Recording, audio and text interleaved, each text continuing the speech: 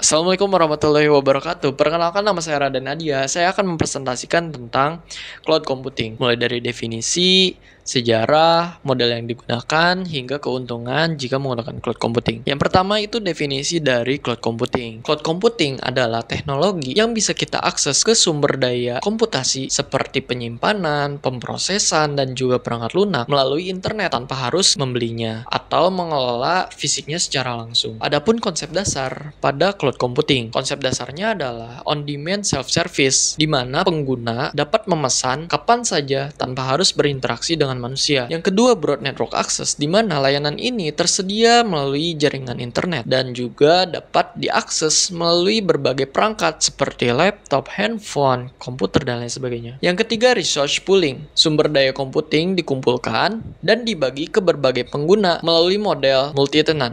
Oke, yang keempat itu rapid elasticity, di mana layanan dapat dengan cepat diukur dengan kebutuhan dari pelanggannya. Yang kelima, measure service, di mana penggunaan sumber daya dapat kita pantau dan juga dapat kita lihat secara transparan. Setelah menjelaskan definisi dan konsep dasar, kita akan membahas tentang sejarah dan juga perkembangan pada cloud computing mulai dari tahun 1960-an, di mana konsep dari time sharing baru ditemukan. Tahun 1990-an ini adalah tahun di mana masih tahap persiapan. Namun, untuk kemajuan dari virtualisasi dan internet yang membuat perusahaan seperti Salesforce sudah mulai menawarkan aplikasi berbasis web. Barulah di tahun 2006, Amazon mulai meluncurkan Amazon Web Service alias AWS, di mana memberikan layanan cloud seperti penyimpanan dan juga pemrosesan. Hingga saat ini, cloud computing sudah menjadi standar bagi banyak perusahaan dengan penyedia besar seperti Google Cloud, Microsoft Azure, dan juga AWS, yang mana sudah mulai mendominasi pasar. Selanjutnya, model layanan cloud. Model layanan cloud sendiri terbagi menjadi 3 model layanan. Yang pertama, IaaS, Infrastructure as a Service, di mana cloud menyediakan infrastruktur dasar seperti penyimpanan dan server. Contohnya adalah AWS, Amazon Web Service. Yang kedua, ada PaaS, Platform as a Service, di mana cloud menyediakan platform untuk pengembang dalam pembuatan aplikasi. Contohnya, Google App Engine, Heroku, dan lain sebagainya. Yang ketiga, ada SaaS, Software as a Service, di mana cloud menyediakan perangkat lunak lengkap untuk end customer atau pengguna akhir. Contohnya itu adalah Google Workspace. Dalam Google Workspace itu ada Google Spreadsheet, ada email, ada Google Docs, dan lain sebagainya. Itu termasuk ke dalam Software as a Service,